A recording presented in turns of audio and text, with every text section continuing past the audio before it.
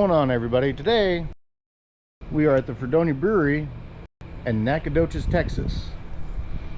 Today we're meeting up with Jack and we're going to show off what they do and how they do it. This is my kind of hometown brewery, or where I'm from, I should say. And they just got those tanks in. Oh, probably. They've got a whole venue here. If you ever come here, I recommend the cauliflower crust, and the chicken Alfredo is one of my favorites.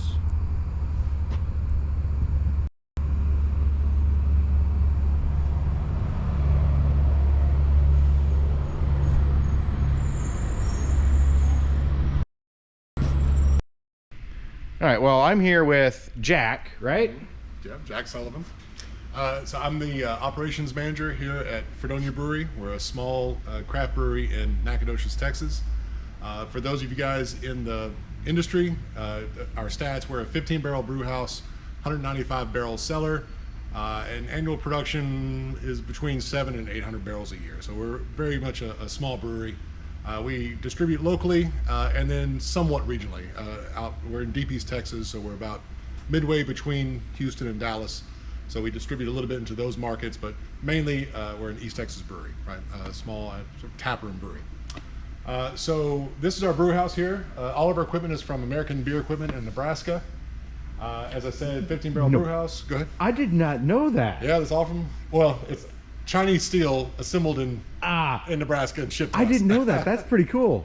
Yeah. So Abe is the company. You can see their logo there on the canning line right there. Okay. So so even our canning line is from them. All of our stuff is from there. So 15-barrel brew house. So typically what our brewer Paul will do is a double batch. So 30 barrels, and then we have in our cellar over here we have 4 30-barrel fermenters, 1 60-barrel, and then 1 15-barrel. And those you got a couple years ago, wasn't it? So when we opened in March of 2017, opened to the public in March of 2017. So in 2016. We started off with the 4 30 barrels, and we had that for the first several years, and then in 2020 we bought the 60 and the 15. So the 60 we really only used for our flagship beers like our Kolsch, and then more recently also our Purple Lights American Light Lager. So that's our SFA beer. That's our partnership with the local university. And then the 15 barrel will be for sort of smaller batch stuff, that especially things that we don't can, we do keg only. So beers that have a following but maybe aren't our most popular ones. We do smaller batches, right? Because I can remember you were making matcha milk there for the first stint. It was like a test batch. Yeah. And then it had me hooked. Well, this right here is the this little cart right here is a Sabco Brew Magic. So that is a very elaborate, like a home brewer's rig. On this little thing on the wheel. This little cart right here. Yeah, in fact, our brewer Paul, that was his last home brewing setup before he went pro. And so we use that now. You'll do 10 or 15 gallon batches on that, and we use it mainly as sort of as a pilot system. Yeah, so testing recipes. The first time we brewed macho milk was on the Matilda, that we call the pilot system. Matilda. That's great. Yeah. And I started coming here probably a year or so after you guys started opening up. It's been several. It's been a long time.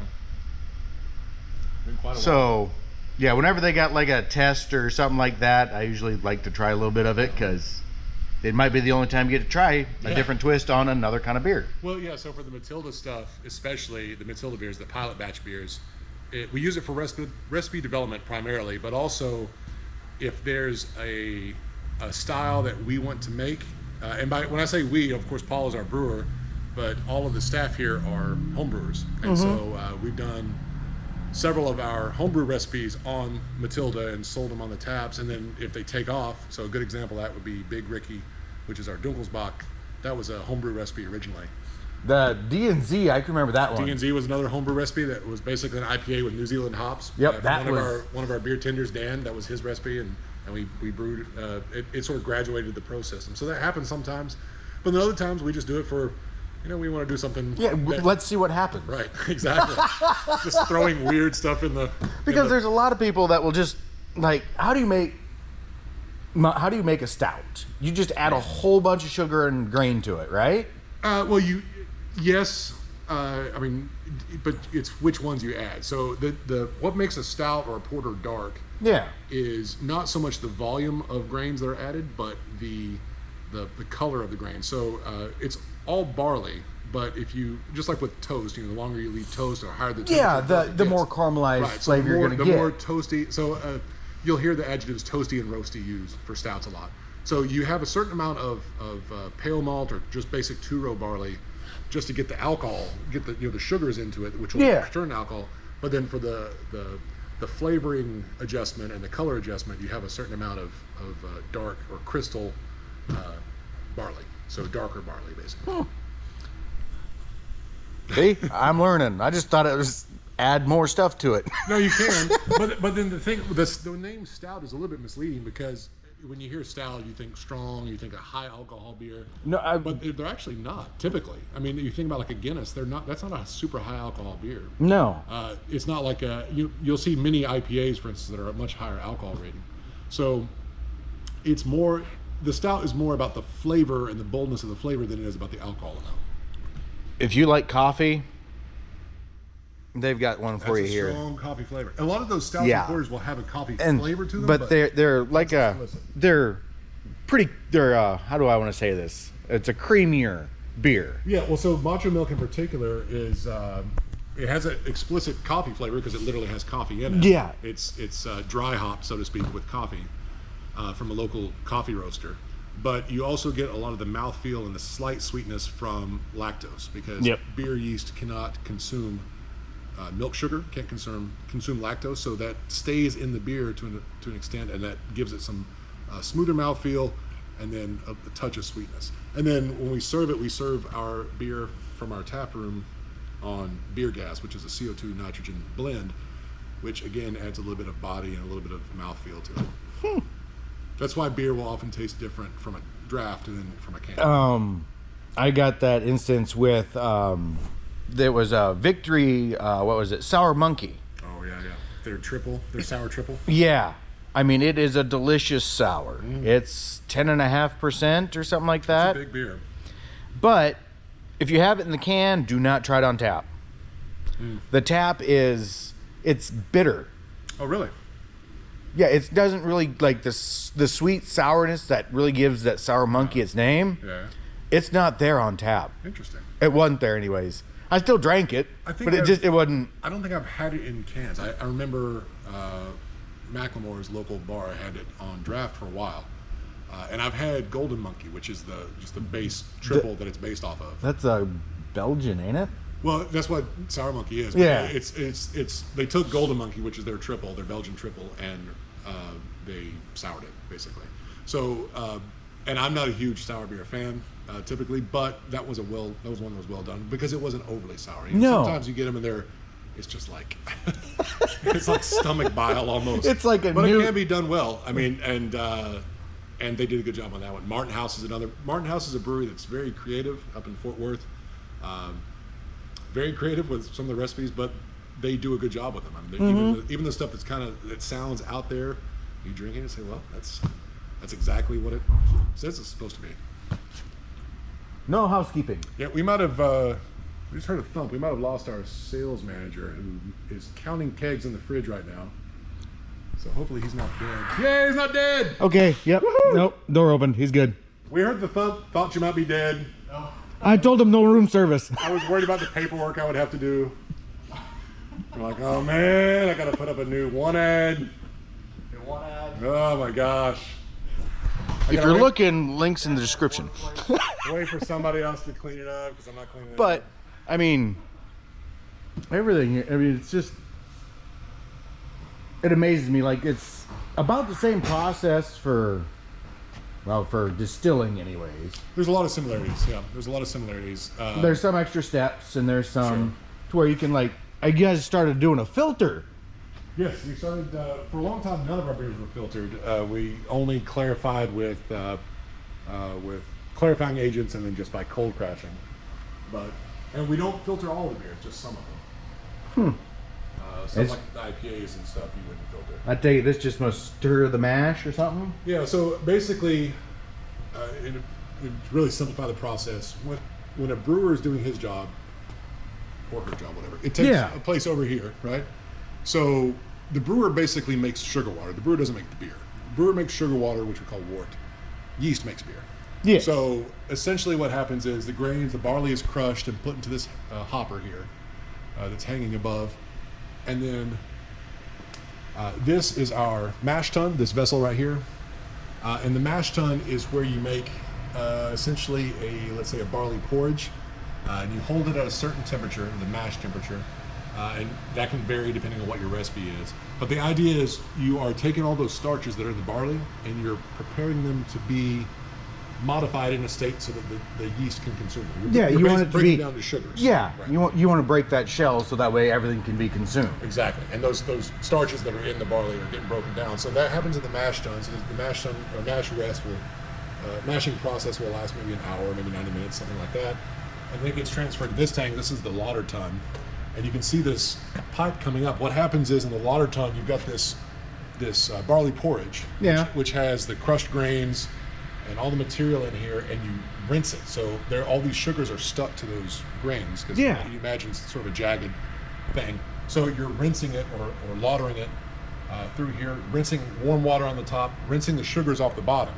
And so at that point, you've got a split. You've got the sugar water, the wort, and then you have spent grain, which is crushed barley husks and stuff that hopefully has most of its sugar taken off. Yeah. And then, so that gets, obviously this is being stirred, like as you said. And it's got a mesh floor. Yeah, I didn't know if you guys, lift it up in there. But this is, once it's been split off, once you have the sugar water removed, all the spent grain in here can be used for other things. Some breweries will make bread with it.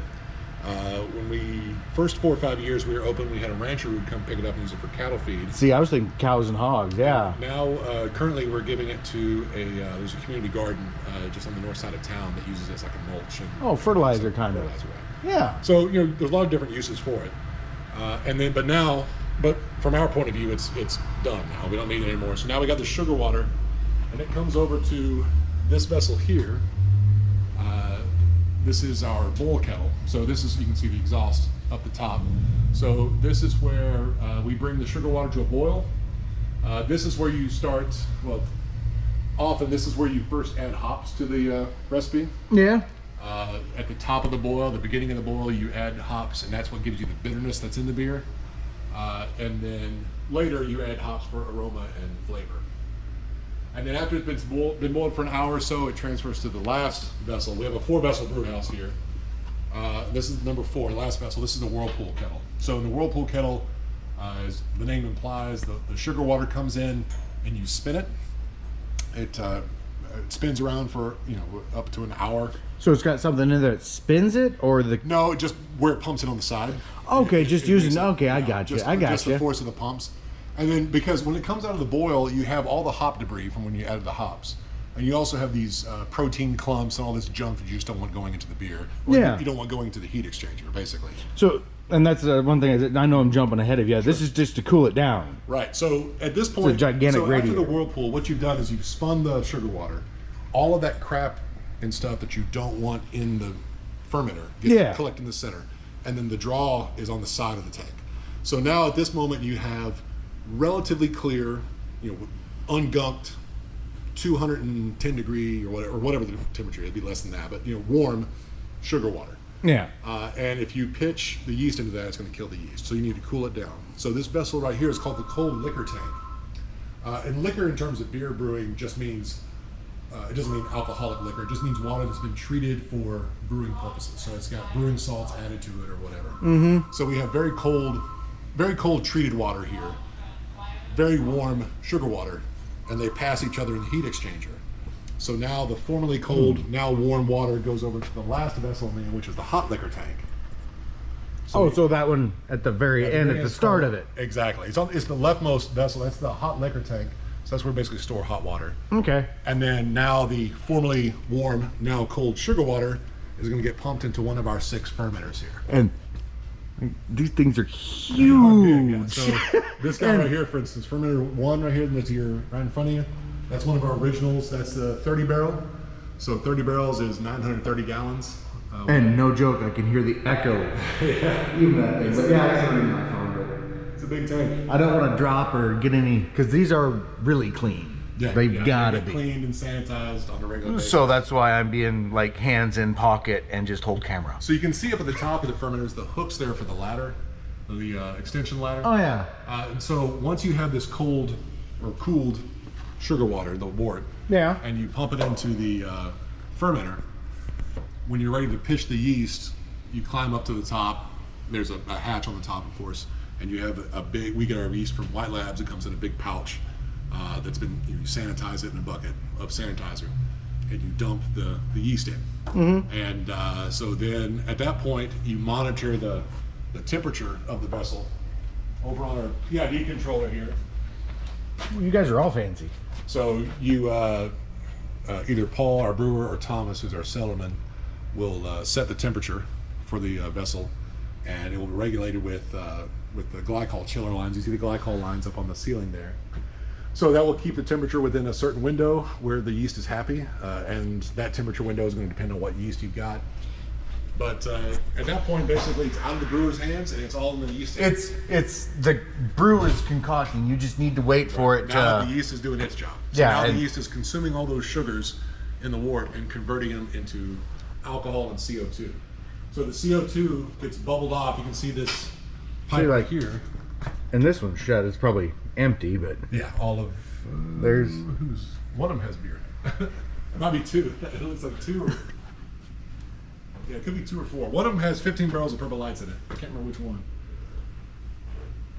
But you can see this pipe right here. This is the blow off. So when the yeast is eating the sugar Yeah. and creating alcohol and CO2, the CO2 goes up to the top, comes out, and then comes down this pipe. And when the fermenter is active, you have a bucket filled with sanitizer water, and that's what makes the bubbling. Mm-hmm. And so that's how we get rid of the CO2. Some breweries will use the CO2 produced by fermentation to carbonate the beer. We don't. We carbonate by forced carbonation, but it's another option that you have as a brewer to carbonate the beer. So when this is done, like at our process, when the yeast is done, and Paul is coming here and checking it by taking gravity readings off the sample port. You can see a sample port right here. So he'll come with a hydrometer. He'll take a sample. He'll look at the gravity, and that's going to, by tracking that, it will give him an idea of how far through the process the yeast is, how much of the sugar it's consumed. Now, is it if the longer you let it sit, the more it'll get, or is there a certain To a point point. that To a the point. yeast all just dies and that's it? Well, so it will. So what you're talking about there is a brewer's term called attenuation. So some yeast is higher attenuating than others, which means it will eat more of the sugar than others. So, for instance, like English beer yeast tend to be, relatively speaking, low attenuating. So what he'll do is there's calculations that will tell him when fermentation is done, this is what the gravity ought to be, somewhere around here. And so as it gets close to that point, the terminal gravity, Yeah. he'll be checking it more often, and then at some point it will essentially flatline. And at that point, the yeast has done its job. Either it's consumed all the sugar available to it, or perhaps if it's a high alcohol beer, maybe the liquid has become too alcoholic for the yeast to be healthy. And so then the yeast will go dormant. So at that point, what you have is beer, but it's flat. It's not carbonated. Okay. Well, at least in our process, because we don't spawn, we don't do Yeah. natural carbonation. So at this point, you have flat beer. You have yeast in here. You have some of the particulates that didn't get caught by the whirlpool. It's in here. So once terminal gravity has been reached and all the fermentation is that's going to happen is done, you crash the beer, which means you lower the temperature to just above freezing, which is going to make all that yeast and gunk fall out of solution down into the bottom of the concentrate. Yeah, because it's solid. It's heavier.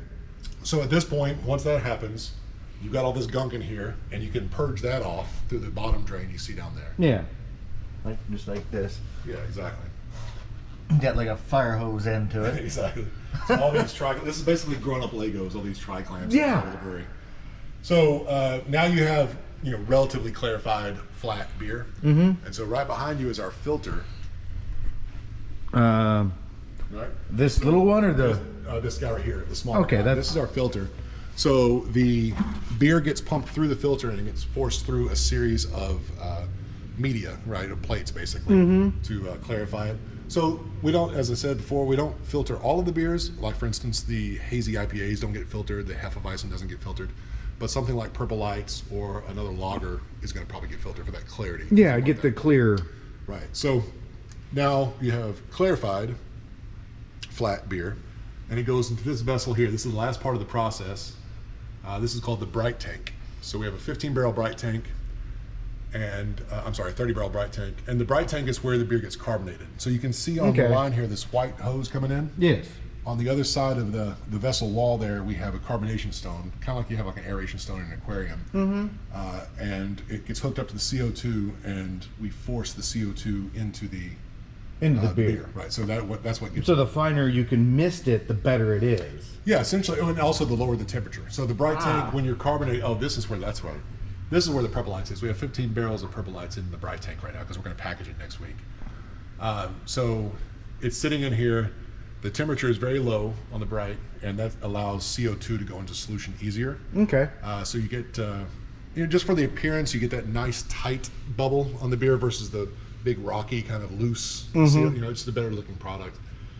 And so once it's carbonated, at that point, all of the cellar process is done, and now it's packaging day.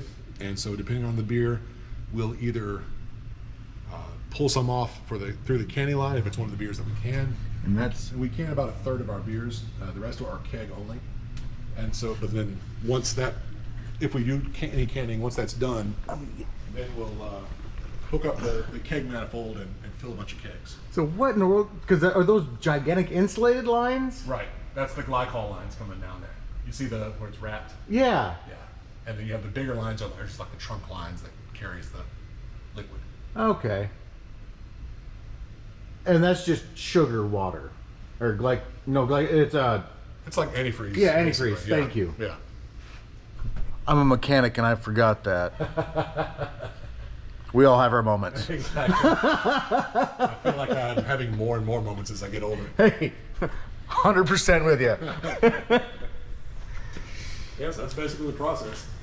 And and just to make other beer, there's different stuff that you add, different procedures or temperatures. Different recipes, yeah. I mean, it's just a basic rundown of how this still works. Yeah, it's sort of a universal. Or a brewery, I guess, not a still, but so a universal. That's basically a universal, simplified explanation of the whole process.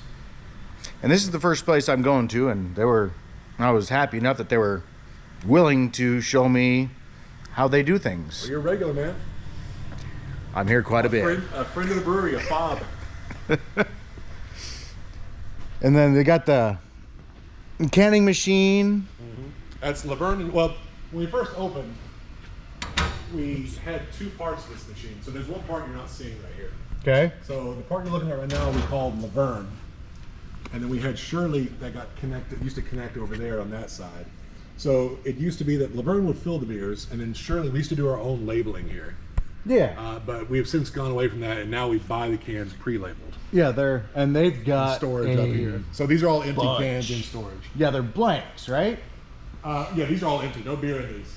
If any of our beers or cans that have beer in them are in the fridge, we don't. And this is that's barley malt. So that's the beginning, one of the raw ingredients of making beer. So this is Munich malt right here.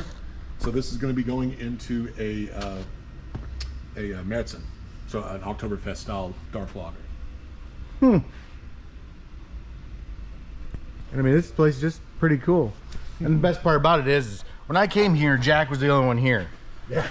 I know where the back door is. I just came in. I just knew he was. When I drove by, Made himself a home. He was just sitting right outside. I was like, yeah. I don't think he's gonna yell at me. Absolutely. Much. Looks like the band's setting up. And then you guys got, like, you can make your own 6-pack or 4-pack or whatever you guys prefer. Exactly. Got all their merch. Got all the I like merch. the shirt. Got the squeaky dog toys for our Kolsch can. I mean, they're just they've got a little bit of everything here. It's kind of a nice place to come hang out, and like they just have events. Like yesterday was trivia. Trivia on Thursdays. We just started opening on Wednesdays, and we're still kind of trying to feel out what the vibe for that's going to be. But we just started. We have a brewery book club now, so they had their first meeting on Wednesday, and they're going to be meeting once a month. And So what are the rules to the book club? You mispronounce a word, you got to take a drink? exactly, exactly. I would be done. And then they've got, like, this is their menu. Yeah, so that's all the different ways to buy the beer, and then here's all the beers we have on tap right now. Yep. We also have, there's a winery, a Texas winery over in Bryan, Texas called Messina Hoff. We have 3 of their wines. And then there's a cidery that I believe is out of Washington State called Locust. We have a couple ciders as well for people who don't like beer. We have Big Ricky Bach. That's actually Big Ricky himself right there. It's a friend of ours named Tracy, or Mercy rather, and she's with Big Ricky Bach. The goat. The goat, yeah. we're going to have so that's a Douglas Bach, and we're going to make a stronger alcohol version of it and call it Bigger Ricky. Oh. That's in the cards. And then that's all the stuff that they've got on tap. There's even stuff where Jack is standing. On the back wall. Where even There's more. matcha. And they got root beer. And that root beer is stupid good. Non-alcoholic, so you can bring your kids, of course. But it has an irresponsible amount of sugar in it. Oh, yeah, you don't get drunk, you just get sugar It has rush. a pound of sugar per gallon. It's A pound of sugar per gallon? Diabetes. And see, much. and like they've got, like you said, you got the Locust hard ciders, and you got some wines. Got some wines. In case the ladies don't like to have the beer, yeah.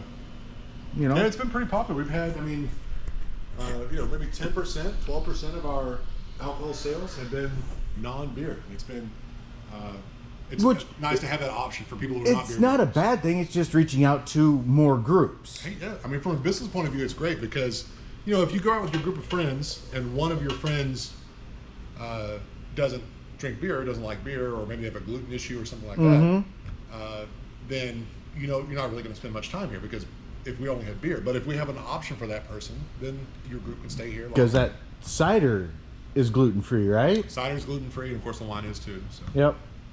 So they cover the bases, and they've got quite a beer can collection here too. And I'll show the guy who donated it. So what it was is there was a father and a son. The father, they're both beer can collectors. The father passed away, so the son inherited the collection. But he didn't want to have the collection split up. He wanted to keep it together, and so our guys bought it Okay. in Ohio and as one piece. And then we actually have there's a bunch of cans there, but we have about half again as many up on the overhead of the walk-in because they're spares. Oh, we gotta So we bought the whole collection. And then when we came down, when we did our friends and family opening, the family came down from Ohio to see it in place. They've got old, original, like, it's ridiculous, the detail, and and it's all in order. Yeah, they're all in alphabetical order. Like from where it started to where it's going. I mean, it's just like, There's a couple guys up in kilts. Never seen a beer like that. and it just goes on and on and on. It's just interesting. History. Because for sure, no one's going to be printing beer cans like this anymore. They do, I guess. I mean, there's some flashy beer cans, isn't there? Oh yeah, there's some that are. Like your curb feelers. Oh, you're talking about our cans? Yeah. There's a few. Ours are nothing. Some breweries have really like iconic cans. Ours are cool designs. There's maybe not as like over the top, I guess. They're kind of Not as extravagant. Well, what we wanted was to kind of keep a commonality of design with them, right? So that kind of boxes you in terms of what kind of creativity you can share. Because the idea was people when people see our cans, we want them to know it's our can, right? Yeah. Like from afar. Yeah. You want something you know, something that'll catch their eye, but also Right. if it was a good beer like me, Right. I don't always remember what it's called. I've got pictures of the beer in my phone with a thumbs up or a thumbs down. Well, the brewery I think of that I does mean- a really good job with that in terms of can design, as an example, is Manhattan Project from Dallas. Yeah. Because Manhattan Project's cans, they look all very similar, very muted, right? So they're not really over the top, but instantly when you see a can, you know it's a Manhattan Project can. Yeah, like their double half-life. You know, They all have like a muted color. Yeah. And it's all solid, more or less one color. So very identifiable, you know, almost like the opposite of when people try to, you know, go with crazier beer names or crazier can designs. They kind of went the complete opposite way. It's simplistic. And in doing that, they sort of carved out an area for themselves. Oh, shush. I don't have like a pull or something. I'm sorry.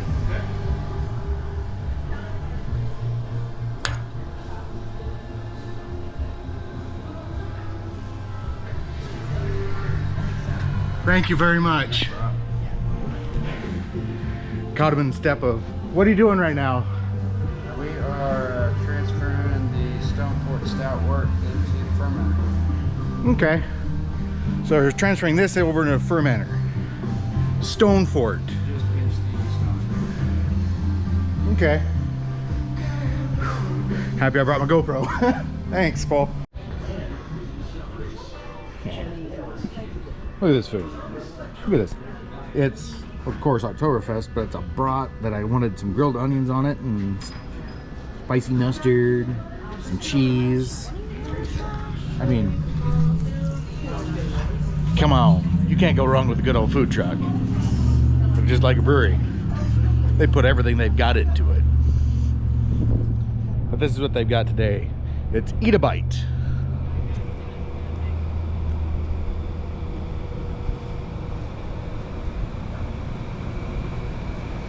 And this is what they've got on the menu today.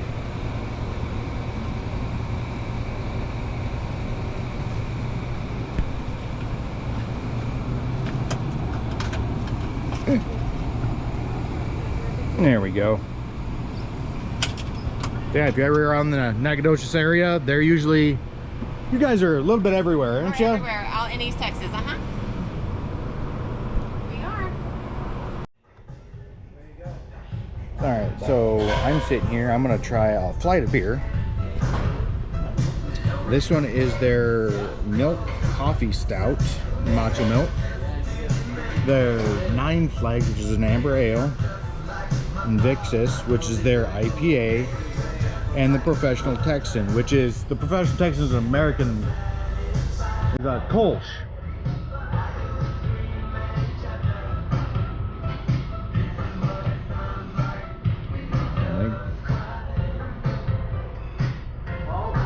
Okay, so Professional Texan, good color, pretty flippin' clear. You can see through it.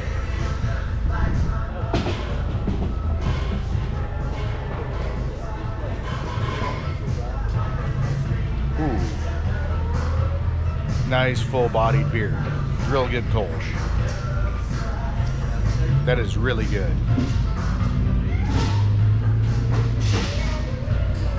And that's the only one that they will can that's in tall boys, 16 ounces, pints. And then the Invictus,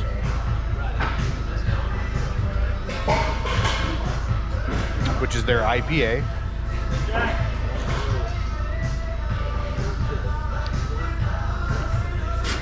Real grapefruity, kind of what you expect from the IPA and the hops. Really good. Don't have real bad aftertaste to it. No real bad anything about this.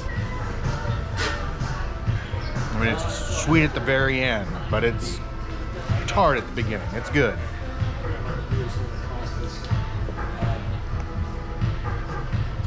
And then their Nine Flags, which they do filter, which I can't. And it's got a real nice color to it.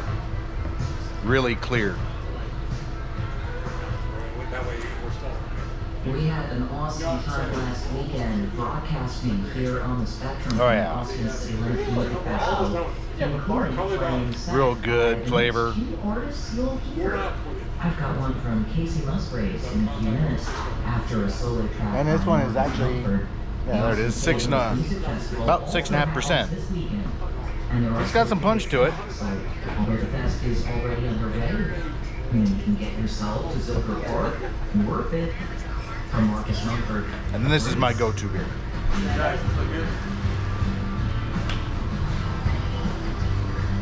Good stout.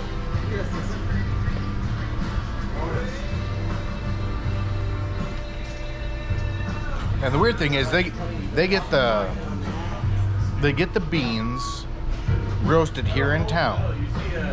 And they switched. You guys switched coffees from the first one to the second one. And I don't know like what the different bean was, but it changed the profile of the beer a lot.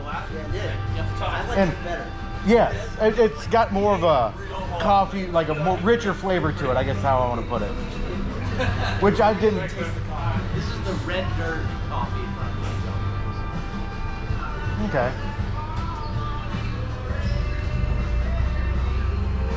How are you?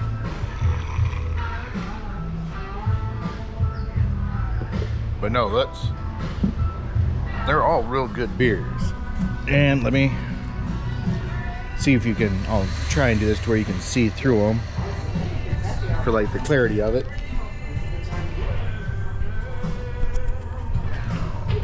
There it is.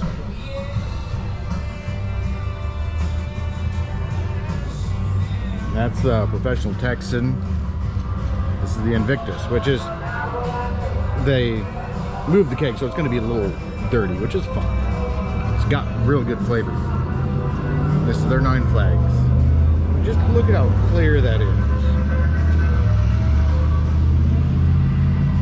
And then this is their Matcha Milk, which I hope you would never see through.